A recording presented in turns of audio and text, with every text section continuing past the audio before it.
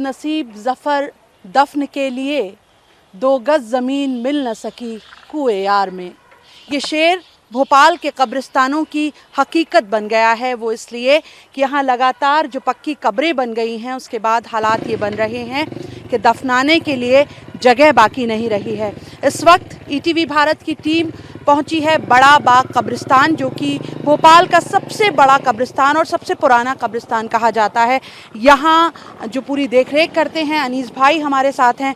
अनीस भाई, कोरोना के बाद हालात ज़्यादा बिगड़े, जैसा हम यहाँ पोस्टर्स में भी देख रहे थे कि पक्की कब्रें नहीं बनाने की सलाह लगातार, बल्कि फतवा भी जारी हुआ, तो क्या वजह है कि लोग मान नहीं रहे? और दूसरी ये बात कि आज की अगर बात करूं, अगर आज कोई जनाजा आता है तो क्या इस कब्रिस्तान में जगह है दफनाने की किसी को? बिल्कुल नहीं है साहब, कबर पे कबर खोदना पड़ती है हमें।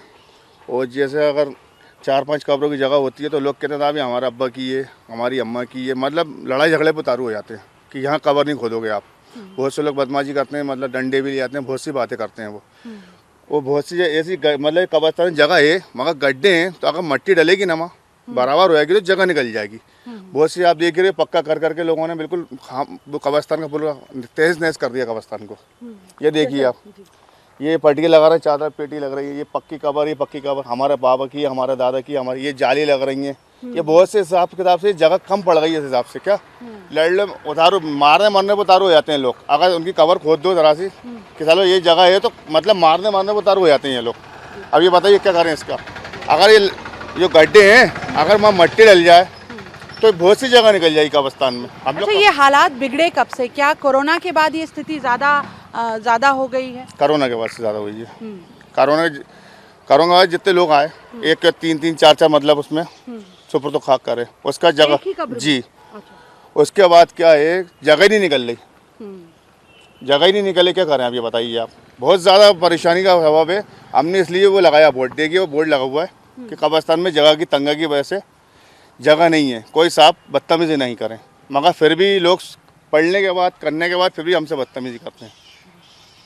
हमारे साथ यहाँ पर फैज़ भी मौजूद हैं, जो कि अब एक कैंपेन चला रहे हैं कि किस तरीके से मिट्टी का कैंपेन है कि कैसे मिट्टी बढ़ाई जाए कब्रिस्तानों में और जगह बन सके नई कब्रों के लिए और जो जनाजे आ रहे हैं उनके लिए। सबसे पहले मैं आपसे फैज़ ये जानना चाहती हूँ कि कुरान शरीफ क्या कहता है, क्योंकि पक्की कब्रें टूटने का जो मसला है वो सीधे तौर पर जज्बात से जुड़ा हुआ मसला है।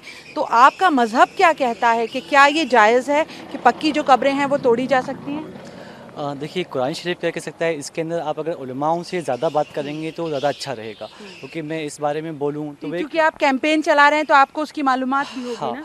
देखिए, मेरा मकसद जो कैंपेन है, जो मिट्टी की जो कमी है कब्रिस्तानों के अंदर उसको लेकर है। साथ में जो यहाँ पे कब्रिस्तान की जगहों के ऊपर जो लोगों ने कब्ज़ा कर रखा है उस कब्ज़े को हटवाना है और पूरा इसका सीमांकन करवाना है।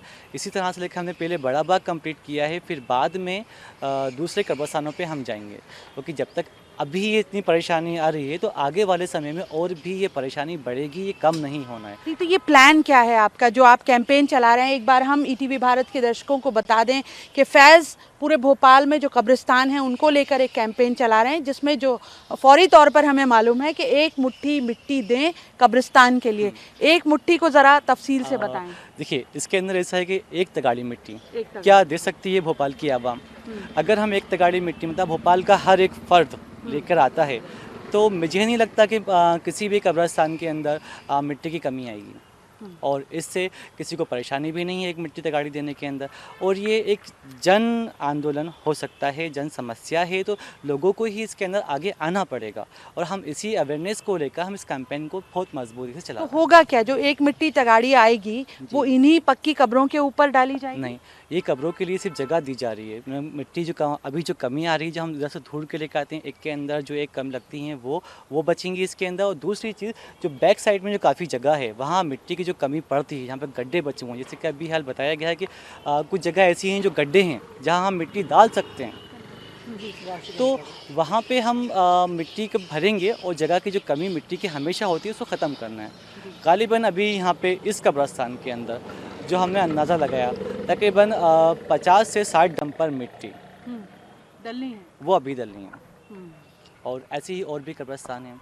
तो हमने क्या कहा है कि हर इंसान मतलब एक तगाड़ी मिट्टी लेकर आए, तो ये किसी को परेशानी भी नहीं होगी देने में, और एक जन आंदोलन ये शुरू हो जाएगा। एक सवाल जो हमारा बाकी रह गया फैज़ साहब के साथ कि इस्लाम जो है या कुरान शरीफ जो है वो पक्की कब्रों के लिए क्या कहता है, इस पर ज़रा आप रोशनी जैसा डालिए। कि आपने नोटिस किया ही होगा बोर्ड पे, वहाँ पे जो काजी साहब थे उनका फतवा लगा है सूरह माउन का, जो कुरान की एक आयत है, उसी की डेफिनेशन से हुजूर अकरम सल्लल्लाहु अलैहि वसल्लम ने फरमाया कि इस्लाम के अंदर पक्की कब्रें बनाना जायज़ नहीं है।